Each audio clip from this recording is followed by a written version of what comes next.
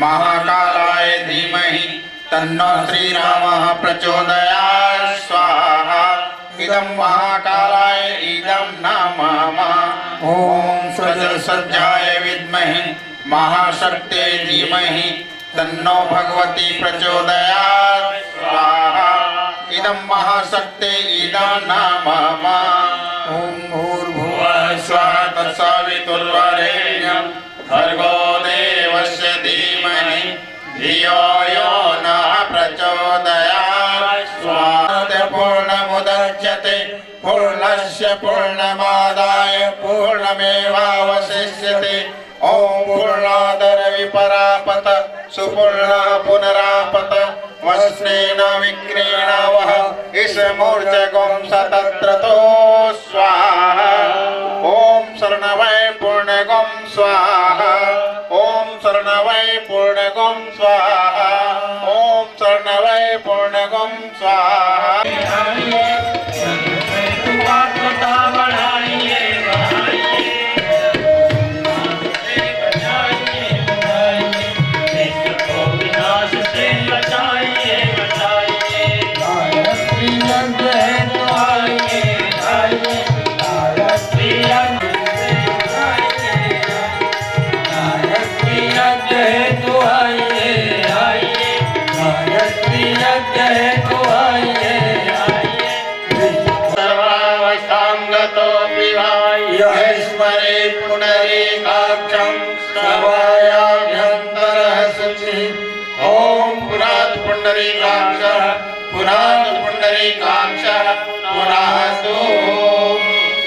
चंदन धारणम, चंदन होगा सभी लोग अनामिका उंगली में चंदन अथवा रोली ले एक दूसरे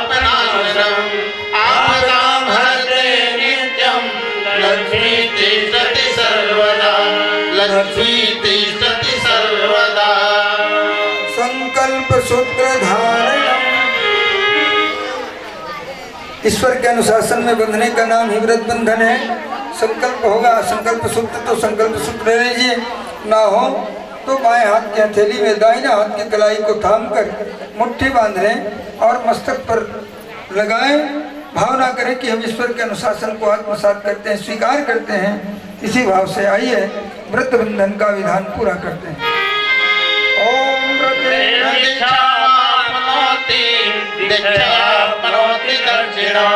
दक्षिणा श्रद्धाप्नोति श्रद्धया सत्यमाप्यते श्रद्धया सत्यमाप्यते।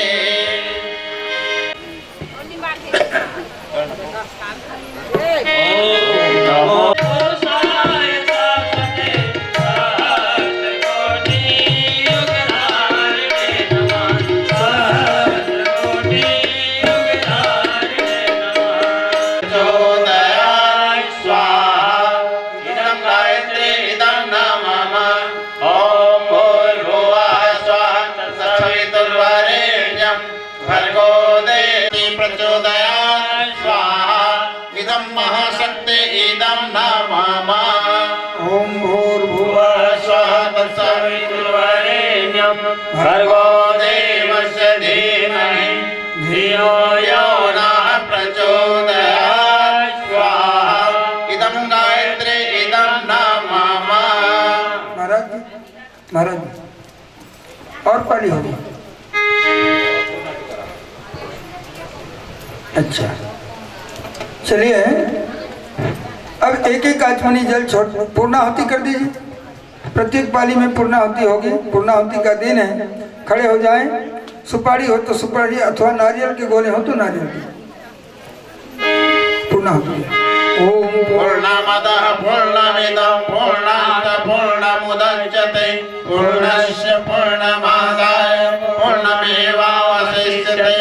ओम पूर्णादर विपरापत सुपूर्णः पुनरापत वस्नेन विक्रीण वः इसमूर्जगुं सतत्रतो स्वाहा।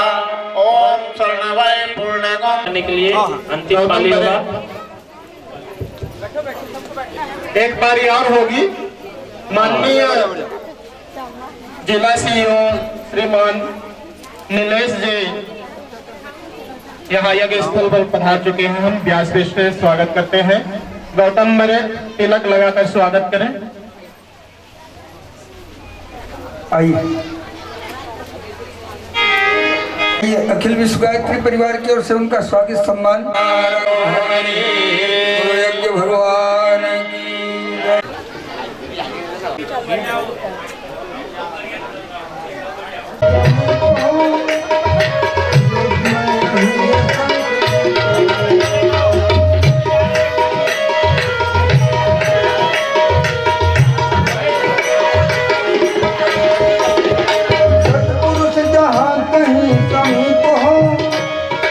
ज्योति मैं वही असंख्य फिर न वहाँ से गायत्री यज्ञ हेतु आइए आइए, इसको ज्ञान से बताइए आइए।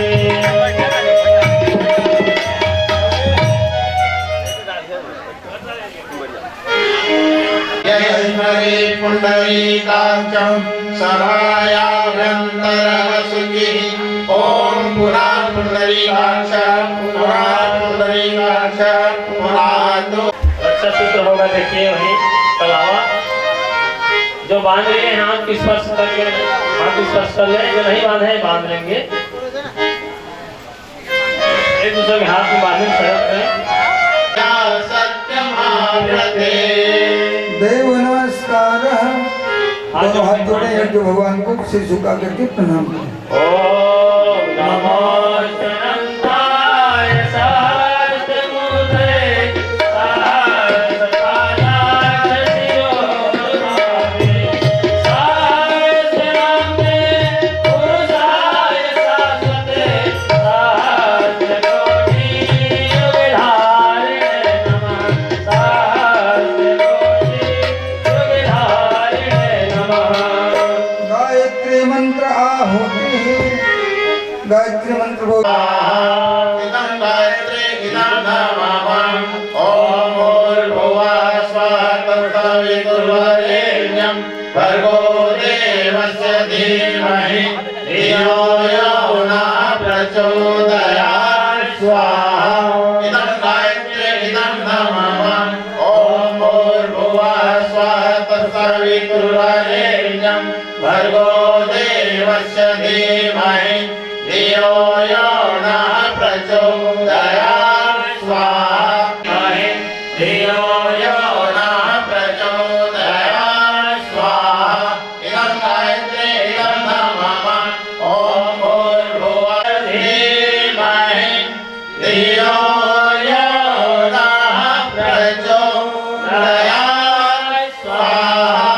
इदं गायत्री वदनं पूर्वारुकमिव वन्दनं मृत्युमुक्षीयमामृता स्वाहा। इदं महामृत्युञ्जय इदं नमः। ॐ त्र्यम्बकं यजामहे सुगन्धिं पुष्टिवर्धनं पूर्वारुकमिव वन्दनं मृत्युमुक्षीयमामृता स्वाहा। इदं महामृत्युञ्जय इदं नमः। धीमहि तन्नो रुद्रः प्रचोदयात् स्वाहा। इदं रुद्राय इदं नमः। ओम पंचवस्त्राय विद्महे महादेवाय धीमहि तन्नो रुद्रः प्रचोदयात् स्वाहा। इदं रुद्राय इदं नमः। ओम पंचवस्त्राय विद्महे महादेवाय धीमहि तन्नो रुद्रः प्रचोदयात् स्वाहा।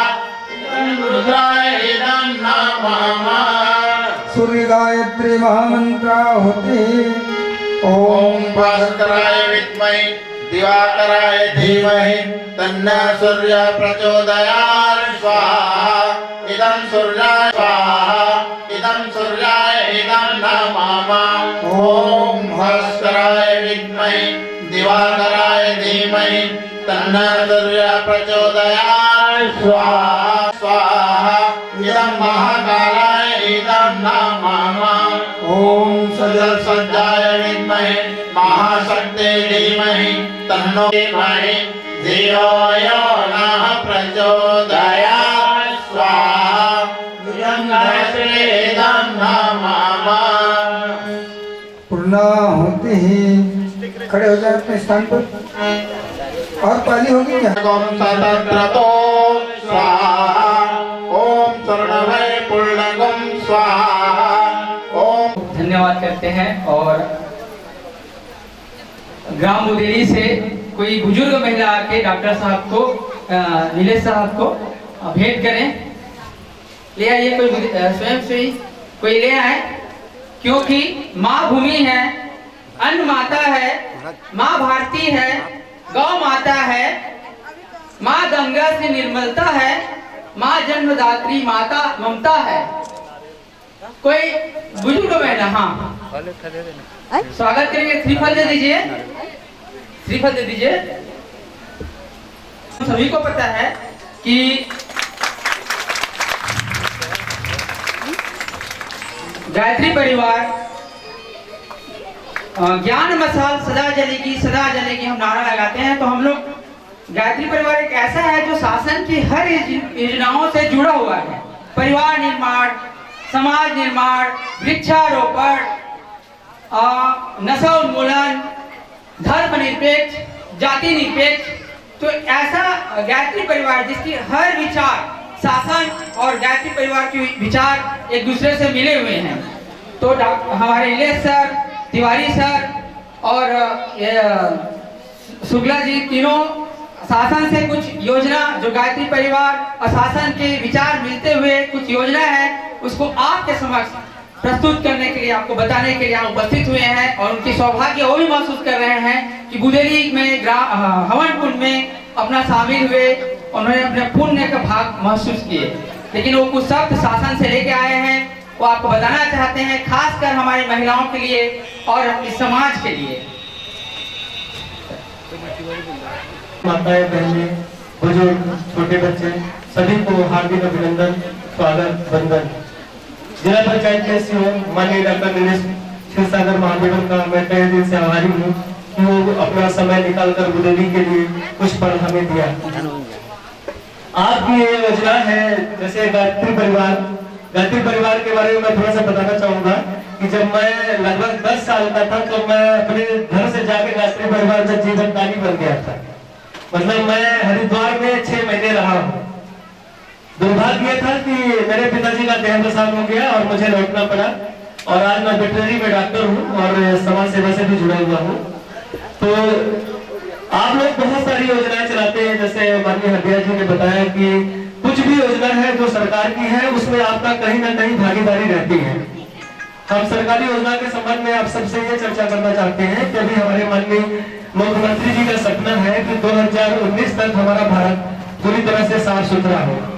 आप लोग साफ सुथरे के लिए बहुत सारे यज्ञ करते हैं, समाज के लिए, समाज के कल्याण के लिए बहुत सारे यज्ञ करते हैं।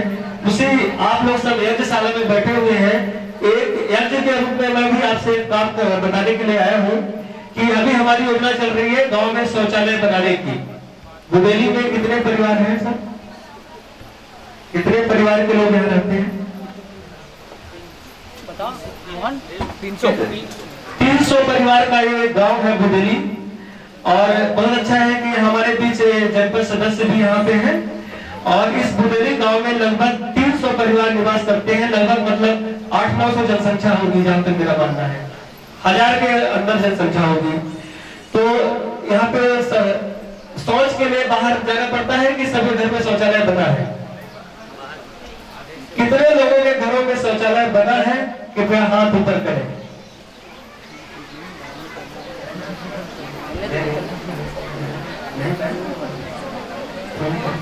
ठीक है, लगभग हमारे समझ से 300 में से 20-25 घरों में बना होगा, या बना होगा तो उसका उपयोग नहीं कर रहे होंगे।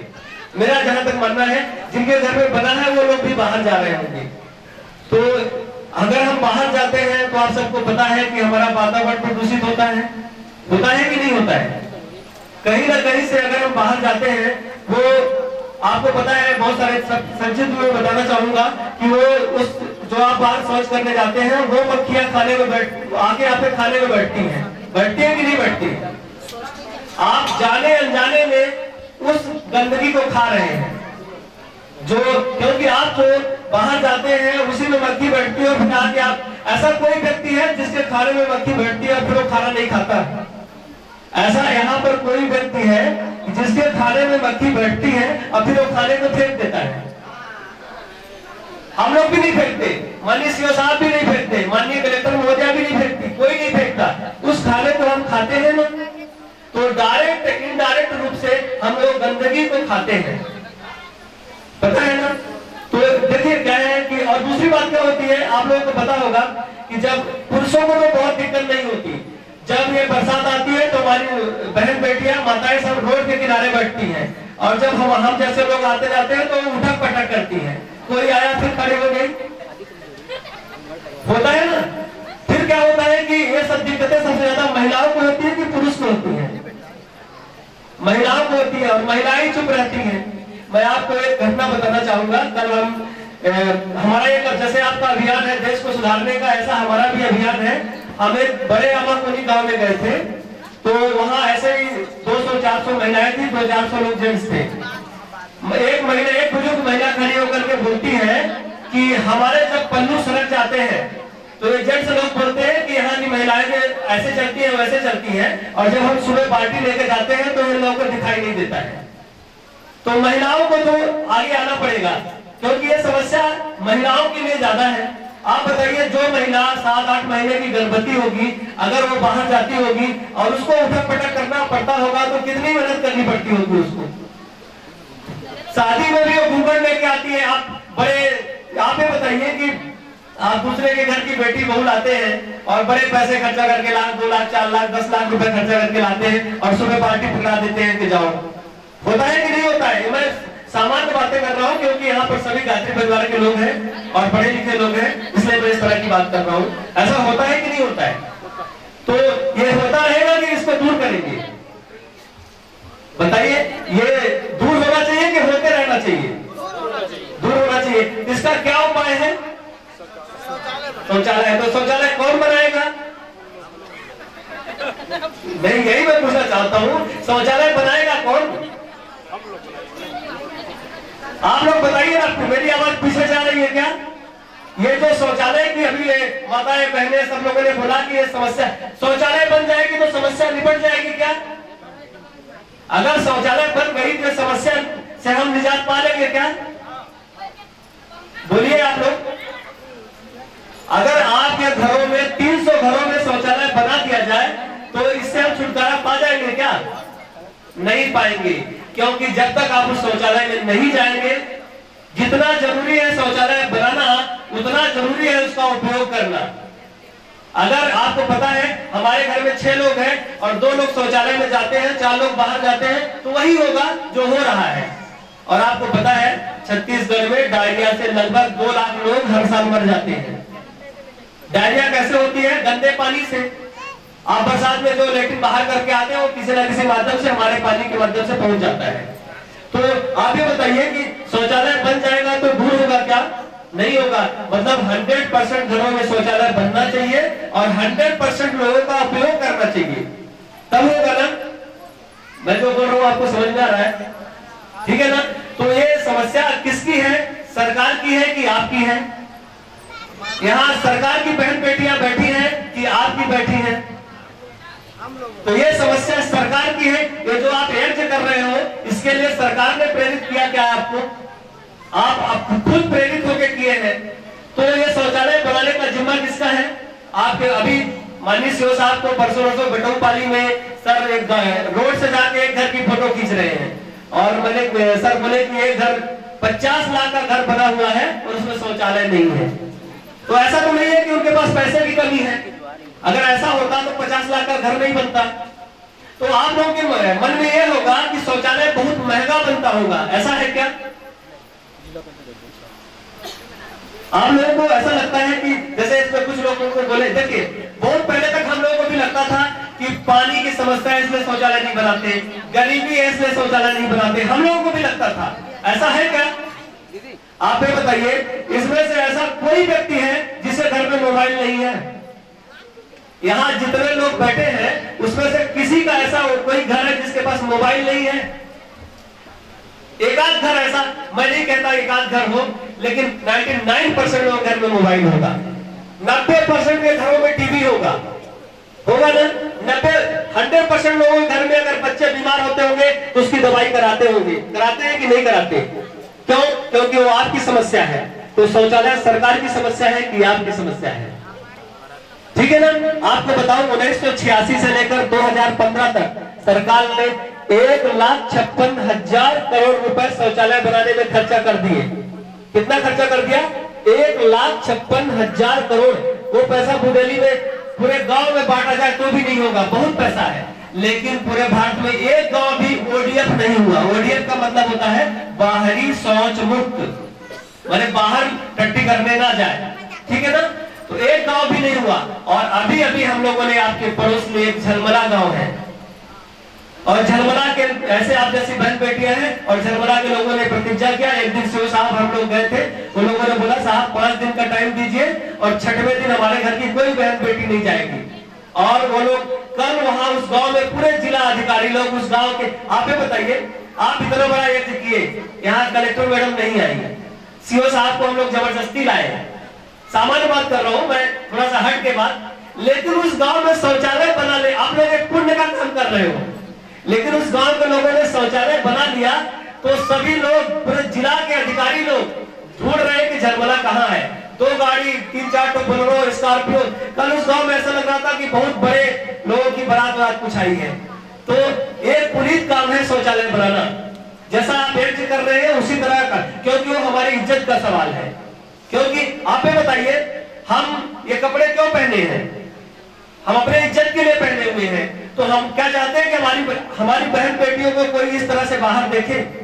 हम अपनी बहन बेटियों के लिए 1000, 10,000, 1 लाख का गहने बनवा देते हैं, 50,000 की साड़ियां खरीद देते हैं, लेकिन उसके तन आप में से कोई बताए, कोई ऐसा व्यक्ति है जो किसी को बाहर शौच करते हुए नहीं देखा है? कोई ऐसा व्यक्ति नहीं होगा जो किसी न किसी को जरूर देखा होगा। जब आपने किसी को देखा है तो आपको भी किसी न किसी ने देखा होगा ना। तो हमारी इज्जत कहीं ना कहीं किसी न माध्यम से तो जा रही है। अगर जा रही है तो ये इज्जत बड़ा होता है कि पैसा? इज्जत बड़ा है। तो आप लोग यहाँ यज्ञशाला में बैठे हुए हैं, एक संकल्प लीजिए कि हम बहुत जल्दी बुंदेली गांव को भी ओडीएफ करेंगे, बाहरी शौच मुक्त करेंगे। इसके बाद जो चीजें मैं बताने जा रहा हूँ वो शासन की ओर से है। अगर शासन की मंशा ये है कि अगर आप 1 कदम आगे बढ़ाएंगे तो सरकार आपके साथ 10 कदम खड़ी रहेगी। अब वो शौचालय बनाने का पैसा नहीं देने वाली। वो कितना पैसा दे चुकी? 1,56,000 करोड़। वो कहती है कि आप शौचालय बनाइए और अच्छे साफ सुथरे ढंग से रहिए। तो आपके यहाँ अगर 300 परिवार है तो लगभग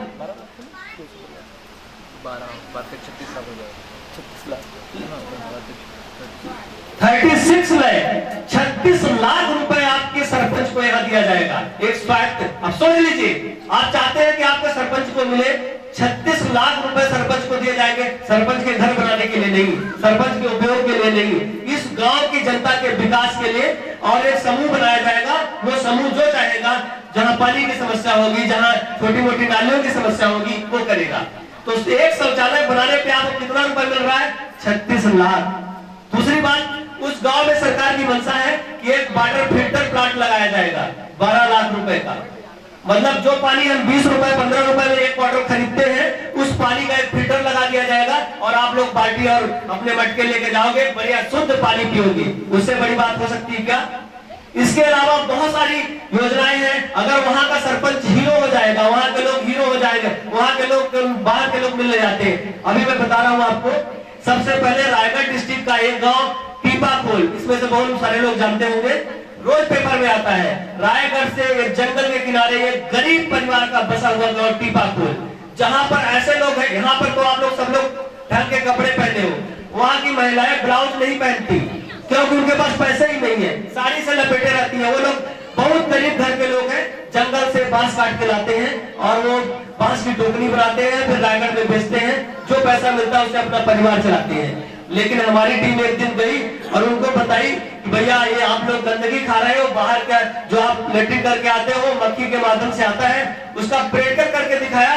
तो उन्होंने कहा कि मुझे सब कुछ मंजूर है लेकिन गंदगी खाना मंजूर नहीं है। और 5 दिन के अंदर 10 दिन के अंदर वो गांव ओडीएफ हो गया। तो आप लोग को थोड़ा सा पढ़े लिखे लग रहे हो, थोड़ा सभ्य और परिवार मतलब पैसे वाले भी लग रहे हो, थोड़ा बहुत जो भी लग रहे हो, तो आप लोगों को तो करना चाहिए। फिर उस गांव में सोचिए, उस गांव में कभी मोटरसाइकिल नहीं जाती थी। आज अभी हमारे सीओ साहब का उस गांव की वजह से सीओ साहब को दिल्ली में बुलाया गया था। सीओ साहब के लिए ताली बजाइए। और पूरे भारत के अकेले आईएएस थे जिनका सर से पूछा गया कि अभी तक जो भी काम हुआ वो सरकार करती थी, आपने बिना पैसे का शौचालय कैसे बना दिया? उन लोगों ने अपने से बनाया, उनको सरकार ने कुछ नहीं दिया, बाद में बहुत कुछ दिया। जो मैं बता रहा हूं वो सब उस गांव को मिलने वाला है। तो आप लोग चाहते हैं कि इस गांव का विकास हो। आपको पता है इस गांव में सीओ साहब के लोग लेटरिन करने नहीं आएंगे, सीओ साहब के बच्चे यहाँ पे गंदगी खाने नहीं आएंगे, मेरे बच्चे कभी नहीं आएंगे, वो बहुत बड़े शहर में रहते हैं, इनके बच्चे भी रहते हैं। यहाँ आपके बच्चे हैं, आपकी बहन बेटियां हैं, आप है, ये गांव आपका है। जिस तरह से आपको लगता है कि मेरे गांव में ये यज्ञ क्यों कर रहे हैं कि सुख शांति रहे, समृद्ध रहे, पूरा विकास हो, ऐसे यही मान्य कर रहे हैं ना। तो अगर आप यहाँ शौचालय बनाते हैं तो ये मान लीजिए कि इस गांव में 4 चांद लग जाएगा और ये गांव लगभग शहर जैसा हो जाएगा। इन्हीं शब्दों के साथ जय छत्तीसगढ़, जय स्वच्छता। वहां के महिलाओं ने एक ग्रुप बनाया है, बोला अब हम तो लेटरिन करने बाहर नहीं जाते, लेकिन जो जेंट्स दारू पी के आएंगे उसको गांव में नहीं आने देंगे। उन लोगों ने एक समूह बनाया और महिलाओं ने कहा कि ठीक है, आप दारू पी के तुम मेरे गांव में नहीं रह सकते। और 20-25 महिलाओं का समूह है और डंडे हैं उनके पास और बढ़िया सुनाई करती है और उस गांव में कोई भी दारू नहीं पीता। तीसरी बात, वहां कोई भी पन्नी का उपयोग नहीं करता। पर वो बोलते हैं हमारा गांव लेटरिन से तो साफ स्वच्छ हो गया है, लेकिन इसको मेरे को स्वच्छ बनाना है। तो ना वो पन्नी का उपयोग करते, ना तो वहां के लोग दारू पीते। तो वो गांव 3 महीने के अंदर वो गांव बिल्कुल लगता है कि वो कितना बड़ा गांव हो गया है। तो यहाँ पर भी आप माता है, पहले जो लोग दारू पीते होंगे उनके लिए भी थोड़ी सी खबर रखेंगे। और सबसे बड़ी बात, हालांकि मुझे लगता है कि गायत्री परिवार वाले हैं, इस तरह के नालायक लोग नहीं होंगे, मेरा मानना है। लेकिन अगर कुछ लोग ऐसे होंगे तो उनके लिए भी आप करिए। लेकिन आप ये बताइए, हम लोग एक काम करते हैं, जब हमारे घर में शादी होती है तो हम एक डेट लेते हैं कि 20 तारीख को शादी करेंगे। करते हैं कि नहीं करते? और अगर सीओ साहब 19 तारीख को आ जाए तो आप शादी कर देंगे क्या? अगर सीओ साहब 22 तारीख को आए तो क्या आप शादी को 22 तक बढ़ा देंगे? नहीं बढ़ाएंगे। तो हम एक डेट लेते हैं, क्यों? कि उस डेट में हम कार्ड छपाते हैं, मेहमानों का निमंत्रण देते हैं। तो मैं आपसे ये जानना चाहता हूं कि आप इस बुबेली गांव को कब तक शौचालय बना कर दे देंगे? हम आपसे पूछना चाह रहे हैं कि नहीं, जनपद सदस्य का गांव नहीं है ये सबका गांव है। वो क्यों बताएंगे? यहाँ पे वो अकेले बताएंगे तो यहाँ पर ये जनपद सदस्य का गांव नहीं है, सबका गांव है। आपने उसको चुना है और वो आपके साथ है। अगर आप उसको उसकी मदद करेंगे तो वो आपके साथ है, लेकिन आपको करना पड़ेगा, वो अकेले क्या करेंगे? तो आप लोग बताइए, हमें कोई डेट दे सकते हैं? क्योंकि अगर आप डेट नहीं देंगे तो फिर भूल जाएंगे हम कब आए आपके गांव में। और अगर आपको ऐसा लगता है कि हम झूठ बोल रहे हैं तो हमारी कल टीम आएगी और आपको बताएगी कि आप गंदगी खा रहे हैं। लेकिन हम ऐसा इसलिए नहीं करेंगे कि अगर आपके भात में हम लेटरिन दिखा देंगे तो आप कई दिनों तक खाना नहीं पाओगे, नहीं खा पाओगे। और 100% मैं कल आपको दिखा सकता हूं कि जो भात आप खा रहे हो उसमें गंदगी लगी हुई है। इसीलिए अब हमने प्रतिज्ञा कर लिया है कि अगर अभी आप सीओ साहब को पानी देंगे, सीओ साहब नहीं पिएंगे, हम भी नहीं पिएंगे। क्योंकि हमने प्रतिज्ञा कर लिया है कि हम वही खाना खाएंगे, वही पानी पिएंगे जहां गांव ओडीएफ होगा। हम प्यासे चले जाते हैं, भूखे चले जाते हैं, लेकिन उस गांव में हम खाना नहीं खाते। तो आप चाहते हैं कि हमारे सीओ साहब कहां के हैं? बता लोगों को, महाराष्ट्र के हैं, यहाँ से 1000 किलोमीटर दूर से है और आपके गांव में पानी ना पिए। आप चाहते हैं कि दोबारा जब कभी आए तो पानी ना पिए। अगर आप चाहते हैं कि हमारे सीओ साहब आप यहाँ खाना खाए, पानी पिए, तो आप शौचालय बनाइए। तो आप एक डेट दे दीजिए। आप में से कोई यहाँ का सबसे बड़ा बुजुर्ग आदमी कौन है जिसका कहना सब लोग मानते हैं? क्योंकि आप लोग पर्यावरण के लिए प्रेरित करते हैं, धर्म सबके लिए प्रेरित करते हैं, उसमें से शायद हमारा मुद्दा उनको भी शायद अच्छा लग रहा होगा क्योंकि वो भी सफाई से संबंधित है। तो एक मुद्दा इसको भी जोड़ लेंगे और हम लोगों की जहां भी जरूरत पड़ेगी तो आप बताएंगे। धन्यवाद। माननीय सीओ साहब से आप लोग कुछ सुने। हम सब लोग यहाँ पे उपस्थित हुए हैं। 2 महीने का तो नहीं रहता हमारा, 2 महीना देते ही नहीं हम। 7 दिन या 15 दिन। जो 2 महीने रहता है वो कभी करते ही नहीं। हमारे जो नियम है जब अभी ऐसे बताया कि बहुत अलग है कि हम 2 महीने का समय नहीं रखते, 7 दिन या 15 दिन। और जो भी हमने अभी तक समझा है, हम भी इस क्षेत्र में ये जो हमारी योजना चल रही है नहीं है, और जो भी हमने हमारे लगभग 50-100 गाँव में ये ऐसा काम चल रहा है कि लोग स्वयं से प्रेरित हो रहे हैं। उसमें हमारा सारंगढ़ का जलमला है, पिलाई पाली और भी 10-15 गाँव है। तो वहाँ पे हमने जो देखा है, गाँव वाले जब